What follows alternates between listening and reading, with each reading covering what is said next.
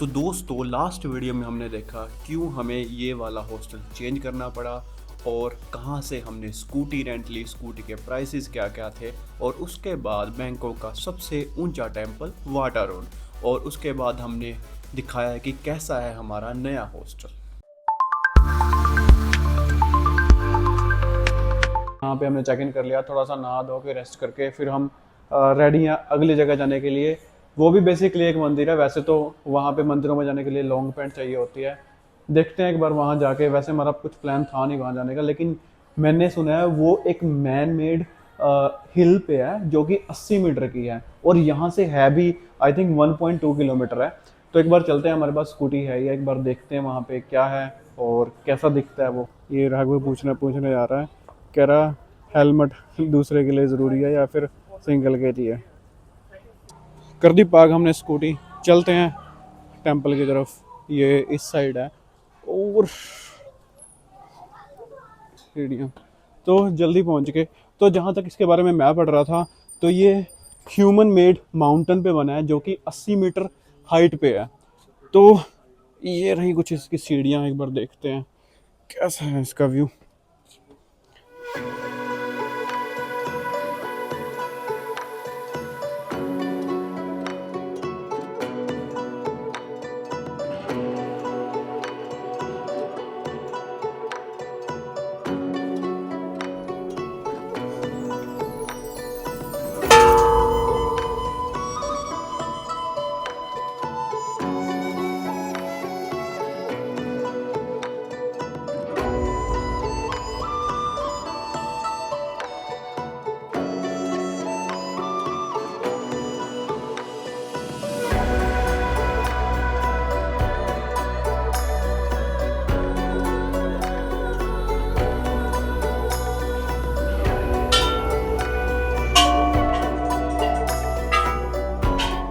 यहाँ से जो सिटी के नज़ारे हैं वो काफ़ी अच्छे दिख रहे हैं। मतलब आप यहाँ से पूरी सिटी देख सकते हो। आई थिंक काफ़ी ऊंचा है ये, और हमें सीढ़ियाँ चढ़ने में भी 10-15 मिनट लगे हैं। टेंपल दिखाते हैं आपको अंदर से। तो टेंपल कुछ ऐसा दिखता है, बुधा इन गोल्डन। और यहाँ पे इन्होंने कुछ थाई में लिख रखा है, डिफरेंट डिफरेंट बुधा की वो है, मूर्तियाँ हैं। जैसे लेइंग बुधा है, बिग बुधा है। इसका मतलब है चारों कॉर्नर्स पे बुधा का मुंह है, चारों कॉर्नर्स हैं, और चारों कॉर्नर की तरफ 4 अलग अलग मूर्तियाँ। यहाँ से ऊपर जाने का रास्ता है, ऊपर देखते हैं क्या है।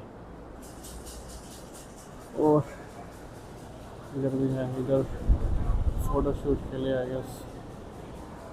ऊपर चलते हैं एक बार, ऊपर क्या है।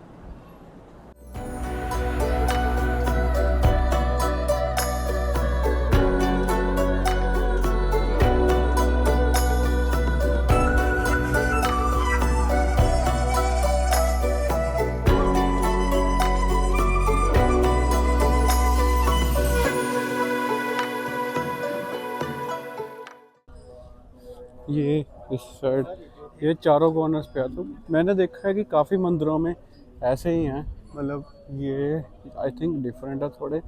दूसरे जो बाहर वो खड़े होते हैं वो, उनकी शेप थोड़ी डिफरेंट होती है मूर्ति की, इनकी थोड़ी डिफरेंट है।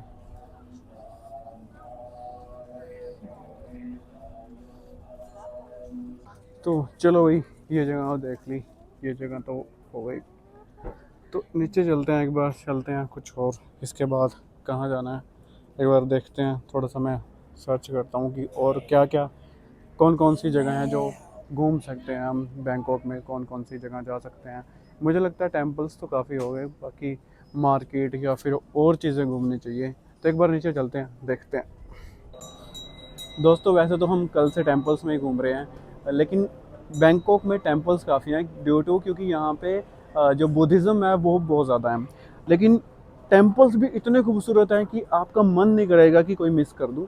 तो इसलिए अभी एक और टेंपल मिला है हमें, जो कि बेसिकली रिसाइकलिंग बुद्धा इन्होंने बनाया है, और वो 46 मीटर लंबा है। तो यहाँ से जस्ट 10 मिनट की वॉकिंग डिस्टेंस है। वैसे तो हमारे पास स्कूटी है ही है। तो एक बार चलते हैं वहाँ, वहाँ देखते हैं कि वो कैसा है। तो एक बार लोकेशन चेक करिए हम कहाँ खड़े हैं। और हमारे आप पीछे भी देख सकते हो ये कौन सी गाड़ी खड़ी है, पीछे कौन खड़ा है। और मिलिए हमारे क्रिमिनल से। बेसिकली क्या हुआ कि हम ना वहाँ पे रोड से आ रहे थे, और वहाँ पे ना रॉयल पैलेस के सामने पुलिस की ज़्यादा स्ट्रिक्टनेस रहती है। तो राघव ने हेलमेट नहीं लगा रखा था, तो मुझे ये था कि हमने इंटरनेशनल ड्राइविंग लाइसेंस कैरी कर रखा है, बैग में था, पर एक्चुअल में हमने कोई और ही डॉक्यूमेंट कैरी कर लिया था। तो उन्होंने हमें रोका, पासपोर्ट लिए, बहुत समझाने के बाद वो समझे नहीं। वो कह रहे कि आपको कैरी करना ही पड़ेगा, आप कहीं भी थाईलैंड में जा रहे हो। तो वो कैरी करने के बाद मतलब उसमें मानना ही नहीं, फिर हमने थाने ले आए। थाने लेके उसने पासपोर्ट लिया, पासपोर्ट लेके पीछे कह रहा हमारे पीछे पीछे आ जाओ। पीछे पीछे आ गए, फिर उसने 1000 रुपये फाइन लिया। कहता ठीक है अब जाओ। तो 1000 थाई बात का चालान कटाने के बाद हम आ गए हैं अगले मंदिर के लिए, जिसका नाम है वाट फाओ। टेम्पल की टिकट है 350 बात, और ये खुला रहता है 7 बजे तक। जी यहाँ पे इन्होंने इसका पूरा आर्किटेक्ट बनाया है, वाओ फो डायरेक्टरी।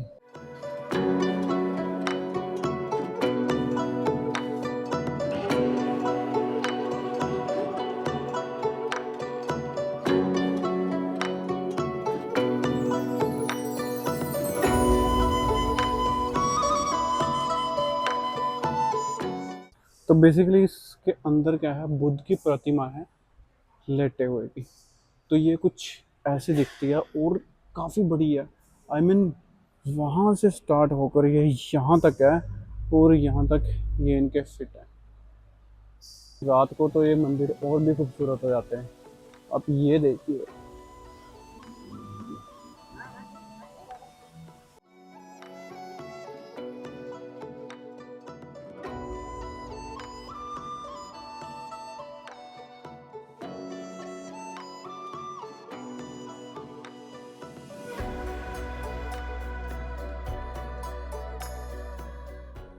एक चीज़ आपको और दिखाता हूँ,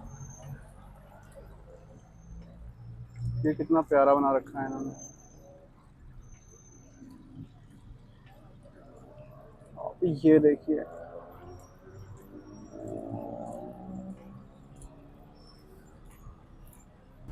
तो वहाँ से टेंपल से आने के बाद बेसिकली हम खाना ढूंढ रहे थे, तो हमें एक ये रेस्टोरेंट मिला है, और इसमें कुछ है तो वीगन के ऑप्शन। तो कुछ ऐसा दिख रहा है। तो ये खाने के बाद आज का ब्लॉग करते हैं यहीं ख़त्म। वैसे तो हम हॉस्टल चले गए थे खाना खाने के बाद, लेकिन हमने सोचा ये Thailand I mean Bangkok city में हमारा सेकंड लास्ट डे है, तो क्यों ना थोड़ा सा और घूम लिया जाए। और कल सुबह तो या फिर कल दोपहर तक तो हम निकल जाएंगे पटाया के लिए। तो अभी हम आए हैं यहाँ के मॉल में, तो एक बार आप मॉल देखिए यहाँ की चीज़ें। मैं ये देख रहा था यहाँ की सी फूड, और यहाँ ये फ्रूट है, ये पता नहीं क्या इन्होंने कोकोनट। आईफोन का प्राइस पता करते हैं यहाँ पे, इन्होंने यहाँ पे रेट लिखा नहीं हुआ कहीं। 17 लिखा हुआ है आई गेस, 17 प्रो एयर। एक बार यहाँ लिखे हुए हैं रेट। थोड़ी सी कैलकुलेशन लगाने के बाद हमने देखा कि सिर्फ एक 17 प्रो मैक्स ही ऐसा मॉडल है जिसमें आपके 10 से 12 हज़ार रुपये बचेंगे अगर आप यहाँ से लेते हो। और अगर आप 17 प्रो लेते हो तो इसमें आपके 4 या 5 हज़ार रुपये बचेंगे, ठीक है। लेकिन एयर 1,14,000 के आसपास पड़ता है, और जो नॉर्मल आईफोन 17 है वो सेम इंडिया वाला ही रेट है, मतलब इनमें कोई डिफरेंस नहीं है। बाकी वॉचेस और इनका तो आई थिंक सेम ही होगा वर्ल्ड वाइड, पर वैसे महंगा ही पड़ रहा है। मतलब अगर आप 17 या 17 प्रो ले रहे हो तब आपके लिए बेनिफिट है, लेकिन अगर आप नॉर्मली कोई सिंपल मॉडल देख रहे हो तब आपके लिए इतना बेनिफिशियल नहीं। भाई आपको असली नज़ारे दिखाते हैं बैंकॉक के इस्कॉन सियाम मॉल से। ये बेसिकली रूफटॉप एक बार है, तो यहाँ पे हम आए थे, एक बार यहाँ बैठते हैं और यहाँ से आपको नज़ारा दिखाते हैं।